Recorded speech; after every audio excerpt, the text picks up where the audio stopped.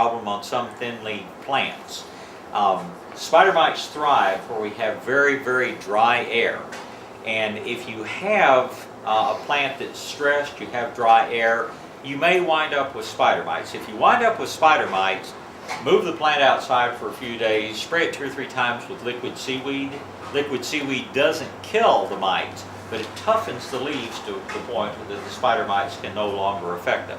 But most of the time, if I see spider mites on a plant, number one, it's sitting right in front of a heat vent or a cooling vent that's blowing dry air on it all the time, or else it's in an area that doesn't get enough light to do well. But spider mites are one thing that you will sometimes see indoors. Crotons, big leaf scheffleras, palms, and your thinner leaf dracaenas are probably the places you will see them first of all if you're going to see them. And like I say, move them outside, wash them off, spray them with liquid seaweed, and you can very much get mites under control. The insect that I hate most, because I swear they occur by spontaneous generation, is a mealybug. Mealybugs are like a form of scale that doesn't have a shell.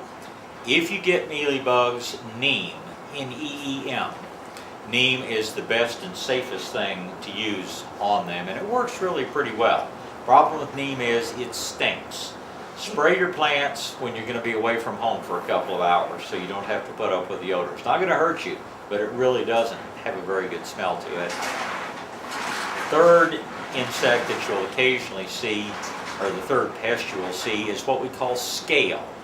And scale can be a lot of different colors. Typically it has sort of a hard shell to it. The most common one is called brown scale. And it looks like little brown bumps on the stems and on the back of the leaves. Again, neem is probably the best control for that as well if you have the problem. Now, most people won't notice right away if they have a problem if you have scale or if you have mealybugs. But what you will notice is that the leaves of the plants are getting sticky. And if you have sticky leaves on your houseplants, you've got insects on there. The sticky on there is a sugary excretion from the plants. And just if your leaves start getting sticky, you better look for scale, you better look for mealybugs, and you better take steps to get them under control before they really get too bad. Repotting? Yes, sir? I have a problem with, I believe they're fungus gnats. Okay, that's a real good question. Fungus gnats are a little gnat-like creature whose larvae live in the soil in your house plants. And if you start seeing gnats around your plants, you probably have fungus gnats in the soil. Virtually always, that's a sign you're watering too often. The soil's staying too wet. If the soil's drying out properly, you won't have fungus gnats. If you do have fungus gnats and have trouble getting rid of them, the same bacteria that kills mosquito larvae kills fungus gnat larvae. And what you can do is take the mosquito dunks, or these little bits, mosquito bits they call them, that contain BTI, Bacillus thuringiensis israeliensis. That's the bacteria that kills mosquito larvae. Take some of this material and just put it in your watering can, let it soak for an hour or so, and then go use that water to water your plants. That will get rid of the fungus gnats very effectively. But usually all you have to do is stop watering so often. Yes? What's the name again? Well, it's the active ingredient's bacteria called BTI, but if you just mosquito bits or mosquito dunks are the two names you'll probably buy them under. Looks like a snack. It's like bacon bits or something, but not poisonous, but I wouldn't eat it. When it comes to fertilizing plants, any of the good organic things are fine. We normally use the Has to Grow. Garden Mill makes a product, one of the few of them that I think is decent quality. They call CT, which is a seaweed-fish combination. The problem with so many of your fish fertilizers is they don't have a real pleasant odor. The Has to Grow has virtually no odor, yet it doesn't do the bad things your Miracle Grow and all do to your plants. So it's probably my first choice for what you ought to be watering your plants with. Is there some reason you can't keep it after it's mixed? Because it says that on the container, and then I always feel like I'm wasting. Yeah, you can keep it for up to a couple of weeks. Oh. But you could have a little bit of mold or something grow on there because it does have naturally occurring nutrients in there. I would not try to keep anything with fish in it for any length of time at all. That really can't form an odor problem. I'll never forget years ago when, and hopefully it's not a problem inside your house, although it might be with your pets, but I worked with a gentleman named Alton Grimm up in the hill country, and this fellow came in and he wanted to buy a gallon of fish emulsion. And I said, sir, are you aware this product does have something of an odor? Deodorized fish emulsion being the biggest joke in the industry at the time. But he said, you might like to try a quart of it and be sure that the smell isn't offensive to you before you spend the money on a gallon of it. He said, won't make any difference, and I'm going to use it out on the patio. So I sold him a gallon of fish emulsion. He was in about 2 weeks later, and he said that stuff killed every plant on my patio. And I said, I find that hard to believe. I mean, it's not that strong. You could use it full strength, and it wouldn't hurt your plants. And he says, it killed every plant on my patio. I said, well, what makes you so sure it killed every plant on your patio? He said, I mixed it, I put it on my plants, and that night, a whole family of raccoons came through and dug every plant out of the pot and totally destroyed the root ball looking for whatever smelled so good.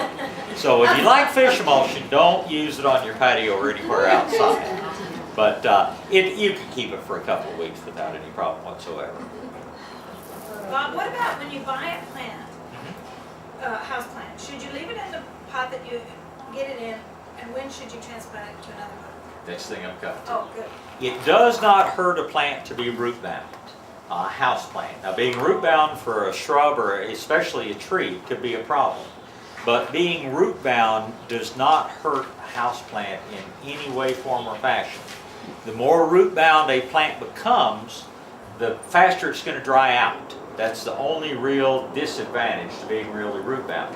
The two times when you repot a house plant are either when it's turning over too much or when it's simply drying out so fast that you can't keep it properly watered.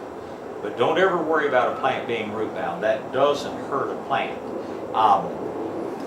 And if you're going to repot a plant, always move it up in size gradually. Don't ever take a little 6-inch pot and put it in a whiskey barrel. They don't grow that quickly. Move it to an 8-inch pot, then maybe a 12-inch pot, then ultimately into a much bigger pot. How does the plant know? The bigger the amount of soil you have, you know, we said the place that most of the water goes, it's taken up by the roots and lost out through the plant. But a little plant with a little root system in a great big pot, the soil around it's going to stay so wet that it will drive the oxygen out of the soil and the plant will do poorly. That's how the plant does. Mother got an orchid as a gift Uh-huh. a while back, and it's done beautifully. It's a little teeny pot, and it's just put out these gorgeous orchids time after time. But now we're thinking it might be ready to put it in Sure. a large pot. And it's planted in nothing but barn. Right. Is that See, what you- and I'll save the long explanation for when we do a seminar on orchids, which you're now required to come to. In nature, that plant's growing up clinging to the bark of trees, out of the ground. If you were to put it into a soil mix, the roots would stay so wet they would rot. We grow this type of orchid we call epiphytic orchids. We grow them in a very loose open mix, and bark is a very commonly used product. You can also grow them in lava chunks. You can grow them in pieces of charcoal. And you have all that here. We can Oh, get yeah, the bark, yeah. But yeah, it's supposed to be growing in bark. There's nothing wrong with that. The other question that I get, and I have to keep from not laughing at people sometimes, but these people real seriously come in and say, this plant's in a plastic pot. Will it be okay if it's a couple of days before I put it in a clay pot? I tell you, the clay pot industry must have really done some serious brainwashing to make people think you have to move it into a clay pot. I just look at them and say, well, it's been fine in that pot for about a year. I don't think any more, 2 or 3 more days is going to make a lot of difference. Plastic pots are fine. Plastic pots do not dry out as quickly as clay pots do. So for the people who have a tendency to water too often, clay pots are probably better. For people who have very tall plants and small pots that tend to fall over, clay pots are probably better just because of the weight issue. But 99.9% of the plants grown in this country are grown in plastic pots. So it's not going to hurt them if they stay in there a while longer, and there's nothing wrong with a plastic pot.